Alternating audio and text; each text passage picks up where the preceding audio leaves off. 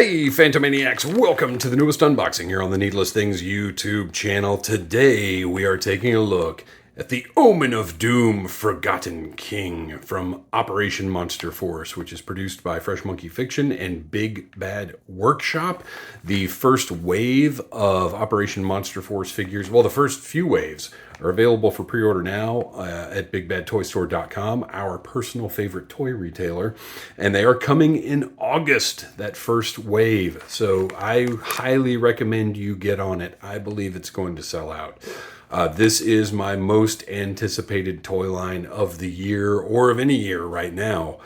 I cannot wait to see the final products, and I was very excited to be able to get my hands on these early Joe Fest exclusive releases at Joe Fest this past weekend. Now, whatever stock they have left over after Joe Fest, I believe is going up on Big Bad Toy Store any day now. And the variants, the Blood Prince Dracula and the Omen of Doom Forgotten King, will be part of a future wave. But this is just an exciting opportunity to get your hands on these Operation Monster Force figures early, which is what I wanted, because I've been dying to get these. I'm dying to review these.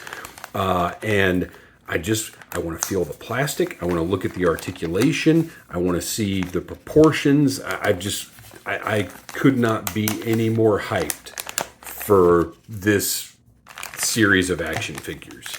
It's just, military meets monsters. It's right up my alley. It's exactly what I want.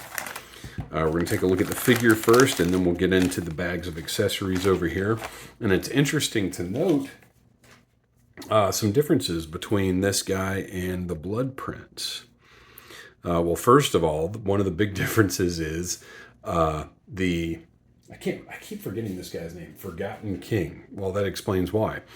My Forgotten King has a left foot and a right foot, as opposed to my Blood Prince Dracula, which has two left feet. And if anything, Dracula should be a good dancer. We took a look at the articulation already on the Blood Prince Dracula, but I'm going to do it again here. You can see we've got, it's essentially its classified series articulation. You have the butterfly joints here, and everything feels great. This is all translucent plastic, but it all moves really well. None of it feels brittle or fragile or problematic in any way.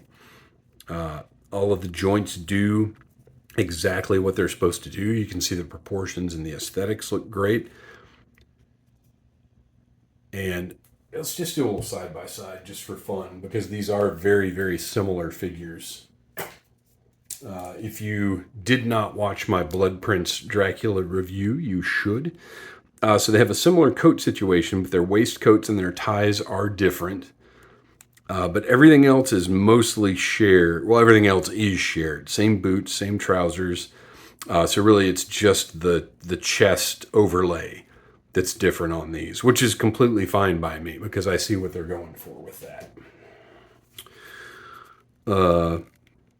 These are C-grip default hands. They've got side-to-side articulation, drop-down hips, just like the classified series figures. And then the swivel at the top of the thigh, double-jointed knees. And this is, as you can see, very, very soft plastic. So this is not interfering. You're not going to get a lot of to the rear motion with those legs, but you've still got a really nice range of articulation with this guy. And I like these longer coats that they've put on them. It gives them a different look from other stuff in this scale. Standard ankle articulation. Really, really nice range on them, though. And as you can see, that all of the discs and pegs and connectors and everything, all translucent plastic. So, let's see. This one, no, it is. This is also translucent plastic. It's just a different durometer from the surrounding area. So very impressive. So this catches the light great. Looks really cool. Let's zoom in a little bit and we'll take a look at some more of the details. That portrait, very unique and interesting, has kind of an Egyptian pharaoh thing going on, which is the point. I don't know what that mark is on the back of the head, but it's an interesting little detail. Got kind of a horn situation going on up here. And then the one little bit of deco, or two little bits of deco, I guess, are the eyes.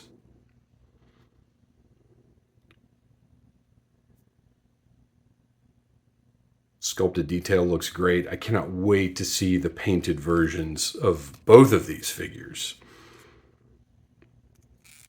And there is torso articulation underneath, because the shirt, tie, and waistcoat are one overlay, and then the outer coat is another overlay. But as you can see, you do have that torso articulation there, and it appears to be that, I guess, it's not really a ball joint, but it's not, well, you can actually really tell on this one. It's not an ab crunch. It's that sort of ball joint style, which I definitely prefer.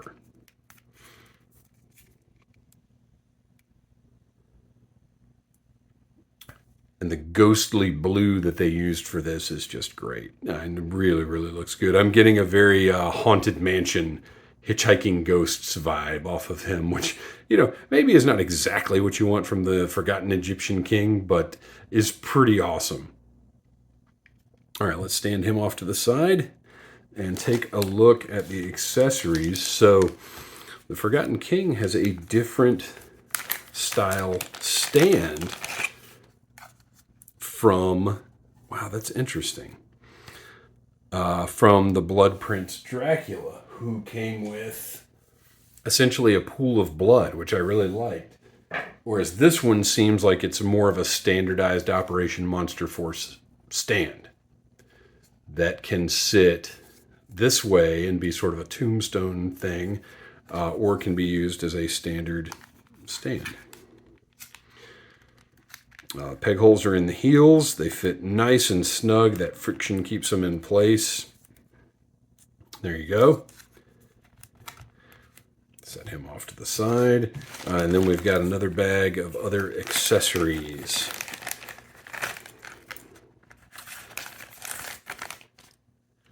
Ooh, fancy.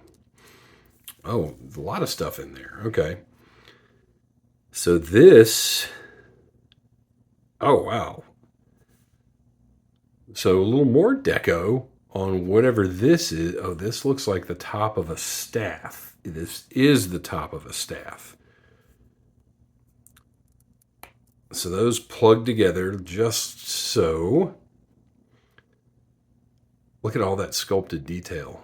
It's going to look so good painted. I mean, it looks awesome in this translucent blue, but it's going to look great with a coat of paint on it. So this scepter, or whatever this thing is, the snake skull detail is incredible.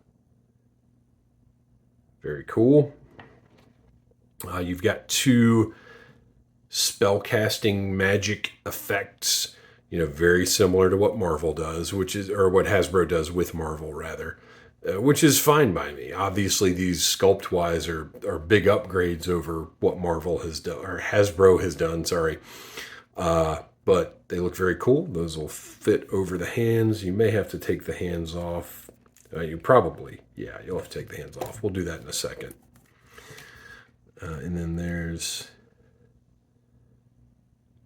this goes in the bottom of this staff piece. I hope I assembled that correctly. That seems right, doesn't it?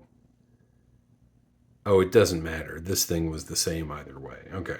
So yeah, you've got like an axe blade down here and then the scepter up at the top. So that is a singular weapon. Very cool.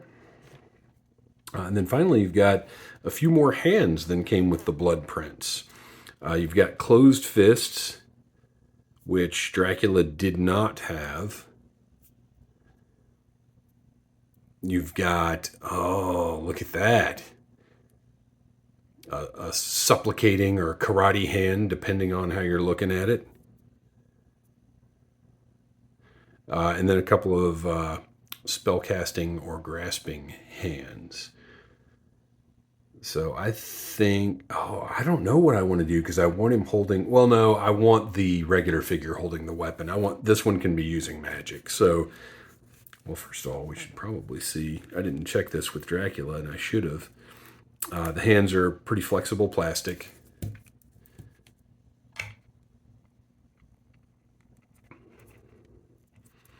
It goes right in there. Nice snug grip. Works really well. So let's pop that out. Put one of those magic effects on just for fun.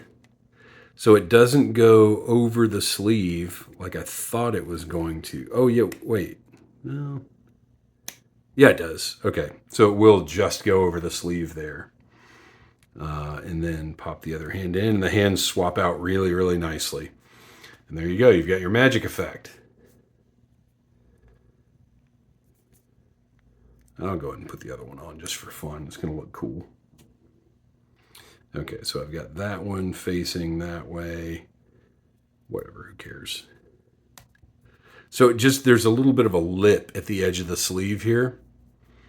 And you just kind of pop it over that. And you get that seated in a really nice spot where they're going to stay put. So there he is, the Forgotten King, casting his spell. Excellent. Well, and he did not come with an alternate portrait, and Dracula did, so that's a difference there as well.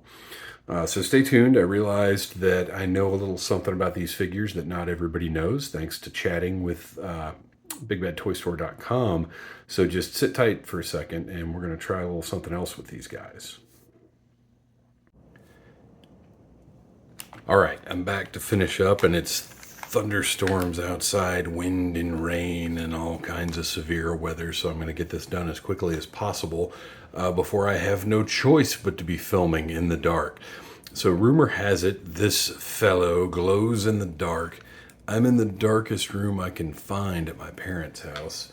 I mean, this was the parlor, as it were.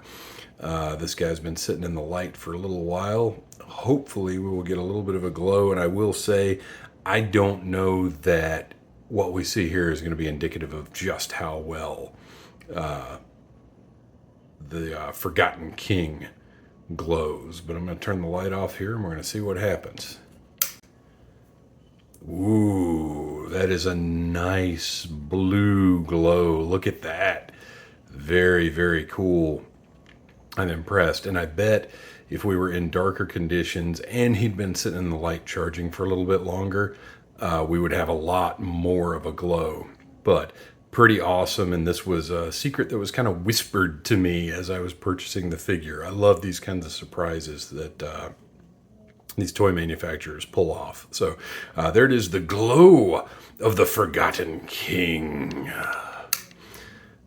Thank you for watching. Please like, subscribe, share, tell your friends about Needless Things, and until next time, buy what you like. Smash that like button if you like Needless Things.